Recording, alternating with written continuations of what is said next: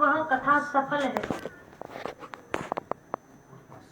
और 7 दिन केवल नाचे गाए और फिर स्थिति वही की वही बनी रही, कोई स्थायी प्रभाव कथा का नहीं रहा जीवन में, तो इन आयोजनों का, इतने भव्य इतने बड़े आयोजनों का इनका कोई लाभ नहीं, कोई मतलब नहीं।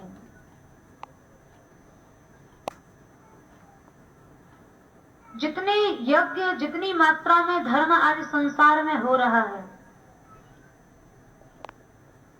इतनी कथाएं होने पर, इतने यज्ञ होने पर, इतने ज्ञान यज्ञ होने पर तो संसार से कलयुग चला ही जाना चाहिए।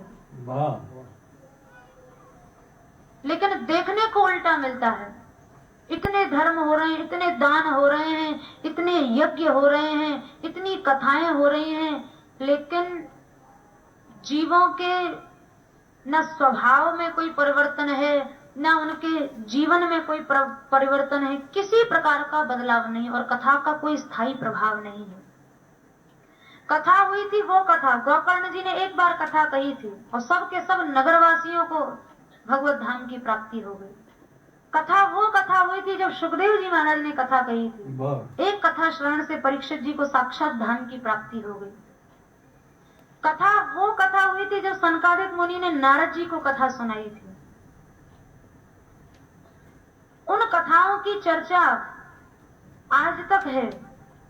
आज तक भागवत जी में उन कथाओं की चर्चा है जो सुखदेव जी ने कही थी, जो सूत जी महाराज ने कही थी, जो नारद जी को सनकादिक मुनि ने सुनाई थी। रूप से कह रही है। लेकिन आज इतनी कथाएं हो रही हैं, उन कथाओं का कोई प्रभाव क्यों नहीं दिखाई पड़ता है?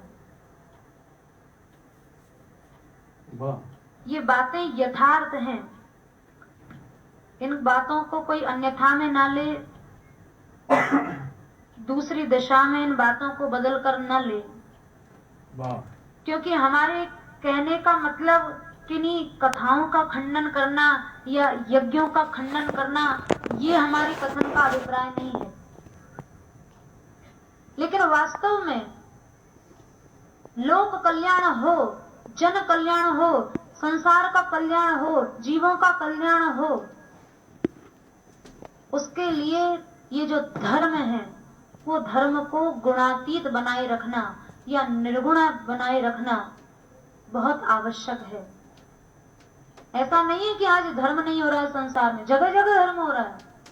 लेकिन गोस्वामी जी महाराज ने कहा, तामस धर्म करहि नर, जप तप व्रत मख दान, देव न वर्षहि धरणी बय न जामे धान।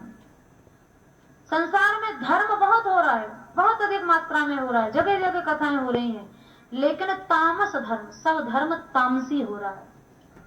इसलिए कथाओं का जो प्रभाव पड़ना चाहिए वो प्रभाव कहीं दिखाई नहीं पड़ता, और बल्कि थोड़ा सा कठोर शब्द है लेकिन अनुचित नहीं है, इसलिए कहेंगे कि हम जैसे लोगों के द्वारा जो हम समाज सुधारक बनते हैं या समाज के कल्याण करने वाले बनते हैं, जन कल्याण करने वाले बनते हैं, जन के हितकारी बनते हैं, हम लोगों के द्वारा समाज की अधिक हानि हो रही है। क्योंकि धर्म हम लोग कर रहे हैं, धर्म हम लोग तामसी कर रहे हैं, तो लाभ न होने की जगह समाज को, लोगों को, राष्ट्र को, विश्व को, सबको हानि हो रही है, क्योंकि धर्म तामस हो गया है। तो धर्म को तामस कैसे हम लोगों ने बना दिया? श्रीमद् भागवत जी में तृतीय स्कंध में कपिल भगवान ने बड़ी सुंदर बात कही, अभिसंधाय यो हिंसाम दंभम मात्सर्यमेव वा।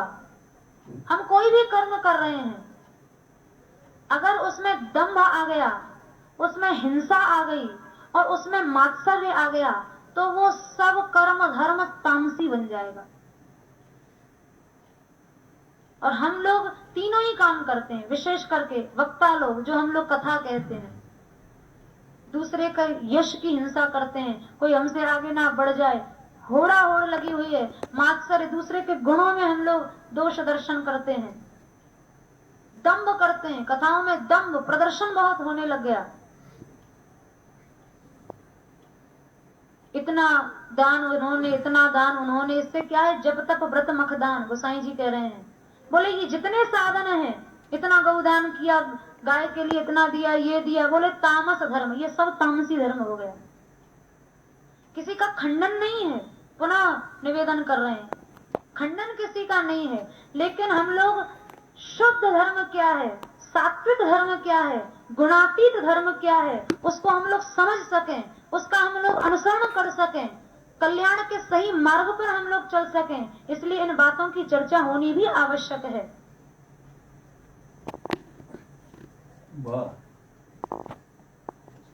निष्काम भक्ति, निष्किंचन भक्ति भगवान स्वीकार करते हैं, राजसी तामसी धर्म भगवान स्वीकार नहीं करते। एक वैष्णव दंपत्ति थे, बड़े निष्किंचन थे, बहुत गरीब थे, दरिद्र थे।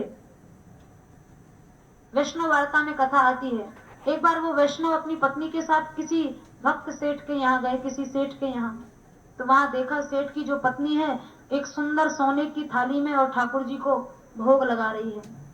तो उन वैष्णव की जो पत्नी थी, उनके मन में इच्छा हुई कि देखो ठाकुर जी की सेवा तो इस तरह होती है, ये सेवा कर रहे हैं, बढ़िया सोने की थाली में ठाकुर जी को भोग धराया जा रहा है, सोने की झाड़ी में ठाकुर जी को जलपान कराया जा रहा है, सेवा तो ये है, हमने तुमने तो आज तक कोई सेवा की ही नहीं।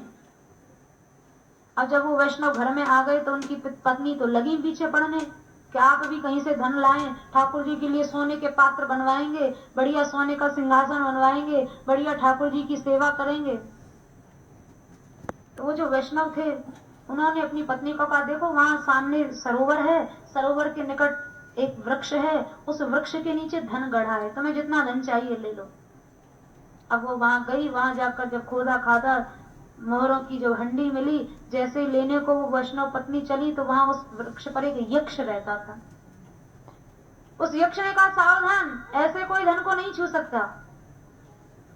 जो वैष्णव की पत्नी थी उन्होंने देखा यक्ष ने कहा कि ये धन मेरा है, ये धन ऐसे नहीं मिलेगा। बोले कैसे मिलेगा, इस धन के बदले तुम्हें कुछ देना पड़ेगा। बोली मैं तो महाराज, यक्ष को कहा मैं तो पहले ही दरिद्रा हूं, मेरे पास तो कुछ है ही नहीं, मैं क्या दूं इसके बदले। बोले तुमने आज तक जितनी ठाकुर जी की भक्ति की है, इतने दिनों में से किसी भी एक दिन की भक्ति का पुण्य तुम हमें दे दो। तो वो वैष्णव पत्नी बोली, आज तक तो मैंने कोई भक्ति की ही नहीं है, भक्ति तो मैं आज से करूंगी, ये धन लेकर जाऊंगी, बढ़िया सुंदर सोने के ठाकुर जी के पात्र बनवाएंगे, सिंहासन बनवाएंगे, अब जब भक्ति अच्छे से होगी तब हम आपको एक दिन का पुण्य दे देंगे। यक्ष बोला, आज के बाद की भक्ति तो भगवान स्वीकार करेंगे ही नहीं, आज के पहले तक की तुम्हारी जो भक्ति है उसको ठाकुर जी ने स्वीकार किया है, अब तो तुम्हारे अंदर कामना जाग गई। वैष्णव पत्नी ने वही धन छोड़ दिया, भैया जैसे सेवा चल रही है हमारी तो वैसे ही ठीक है। तो कामना अपने लिए नहीं की गई थी, कामना भी ठाकुर जी की सेवा के लिए की गई थी। लेकिन भागवत धर्म कहता है, भागवत जी कहती हैं, धर्मार्थम अपि नेहेत यात्रार्थम वादनो धनम अनिहा नीह मानस्य। अपने जीवन के लिए धन की कामना करना तो बहुत नीच बात है, भगवान के लिए, धर्म के लिए भी धन की इच्छा नहीं करनी चाहिए। अपने लिए कामना नहीं की थी उन्होंने, ठाकुर जी के लिए कामना की थी, बढ़िया भोगराग की व्यवस्था होगी, ठाकुर जी की सेवा पूजा अच्छे कर्म से चलेगी। लेकिन भगवान निष्किंचन भक्ति स्वीकार करते हैं। ठाकुर जी के लिए भी, धर्म के लिए भी धन की इच्छा कभी ना आए। पूज्य श्री बाबा महाराज हमारे सदगुरुदेव जिस समय ब्रज में आए थे तो ठाकुर जी का एक चित्रपट पूजा में रखते थे।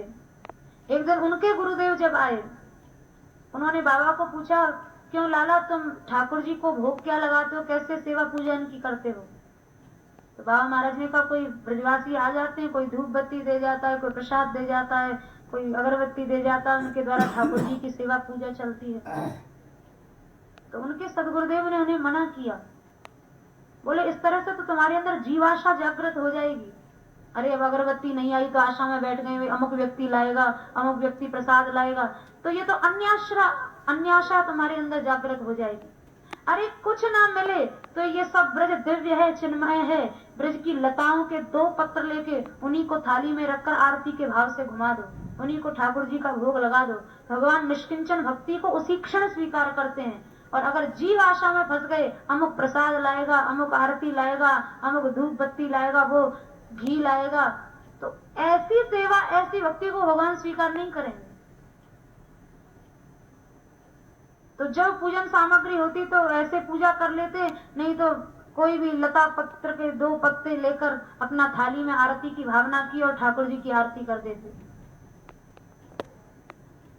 ऐसा जिनका जीवन व्यतीत हुआ और हो रहा है, पिछले 60 वर्षों से वो अखंड ब्रजवास कर रहे हैं श्री बरसाना धाम, देवरवन धाम में, और जिनके संरक्षण में वो पवित्र संस्था चल रही है, श्री मान मंदिर सेवा संस्था, जहां मुख्य शिक्षा, जहां मुख्य पाठ केवल यही सिखाया जाता है कि धर्म किसी भी अंश में व्यवसाय न बने, धर्म कहीं से भी धन प्राप्ति का, अर्थोपार्जन का साधन न बने। सैकड़ों साधु रहते हैं, सैकड़ों साधुएं वहां रहती हैं, इतना बड़ा वहां का इतना बड़ा कार्य चल रहा है, 35,000 गायें श्री माता जी गौशाला में है। आज तक कहीं किसी से धन की इच्छा नहीं की गई, और पूछो कहां से चल रहा है, तो सब ठाकुर जी चला रहे हैं। और बिल्कुल सच बात है, 4 आदमियों के घर में प्रबंध करने के लिए हम लोगों से मुश्किल पड़ जाती है, और जहाँ सैकड़ों साधु साध्वी रह रहे हैं, और रहते कैसे, सब भिक्षावृत्ति, मधुकरी मांग के अपना ब्रजवासियों के द्वार पर जाकर उनसे टुकड़े मांग मांग कर लाते हैं और अपना जीवन यापन कर रहे हैं, सतत साधन में लगे हुए हैं। गांव गांव में वहां की साधुएं प्रचार करने जाती हैं, कहीं से किसी के अपनी गाड़ी से जाना आना, किराए तक की इच्छा नहीं करती, और उसी पूज्य बाबा महाराज की उसी अनीहा शक्ति है, वो निष्कामता की शक्ति है कि आज उन लोगों के प्रयास से 35,000 गांव में प्रभात फेरियां चल चुकी हैं, ब्रज में, ब्रज के बाहर भी, सब जगह। क्यों? क्योंकि मुख्य शिक्षा यही सिखाई गई है वहां हर एक बालक को कि अवैष्णव मुखोद्गीर्णम पूतम हरि कथामृतम श्रवणम नैव कर्तव्यम सर्वोच्छिष्टम यथापयः। देखो, ये कथा है, ये इतना शुद्ध धर्म है, लेकिन ध्यान पूर्वक आप लोग सुने, दूध कितनी पवित्र वस्तु होती है, दूध अमृत तुल्य होता है, लेकिन अगर उसी दूध को सर्प जूठा कर दे तो वो दूध जहर बन जाता है। वैसे ही कथा, ये साधन कल्याण के साधन हैं, पर कहीं इन साधनों के अंदर हम लोगों के द्वारा व्यवसाय का विष घुस गया, धंधा बनाने का विष घुस गया, तो ये साधन ही सीधे नरक ले जाएंगे। कमाल कर दिया। वहां स्पष्ट हम सबको आज्ञा मिली है, विषैला दूध किसी को नहीं पिलाना, ऐसा धर्म प्रचार न करना जो एक व्यवसाय का रूप बना ले, जो एक पैसा कमाने का स्वरूप धारण कर ले, तभी तो प्रभाव नहीं पड़ता। कारिता कण लोभे न कथा सारस तत्व कथा, भागवत जी में कहा है, लोभ के कारण, अन्न के, धन के लोभ के कारण यत्र तत्र कथाएं होने लगी, कथा सारस तत्व कथा, कथा का सार ही हम लोगों ने नष्ट कर दिया, कहने वालों ने नष्ट कर दिया। एक वो कथावाचक थे श्रीमद वल्लभाचार्य महाप्रभु, उनके शिष्य थे श्री पद्मनाभ जी महाराज, प्रथम पीठाधीश्वर थे। एक बार श्रीमद वल्लभाचार्य जी कथा कह रहे थे, सब शिष्य बैठकर सुन रहे थे, उन्हीं में श्री पद्मनाभ जी भी थे। वल्लभाचार्य जी ने बड़ी सुंदर बात कही, उन्होंने कहा, सदा श्रवणीयम वही श्री भागवत मादरात, और वृत्यर्थम नैव युंजीत प्राण कंठ गतैरपि। श्रीमद् भागवत की कथा सदैव सुनो और सदैव कहो, लेकिन अगर प्राण संकट में भी आ जाए, प्राण जाने भी लग जाए, प्राण जाने की भी स्थिति आ जाए, तो भी भागवत जी को यानी धर्म को वृत्यर्थम नैव युंजीत, इसको वृत्ति का साधन मत बनाना, पैसा कमाने का साधन मत बनाना। और गृहस्थ भक्त थे पद्मनाभ जी, उसी दिन से सर्वत्याग कर दिया, और हम लोग कल्पना नहीं करेंगे, हम लोग विश्वास नहीं करेंगे। उसी दिन से जंगल में लकड़ी काटने जाते, उन लकड़ियों को बेचते और उससे जो धन मिलता उससे अपना जीवन निर्वाह करते।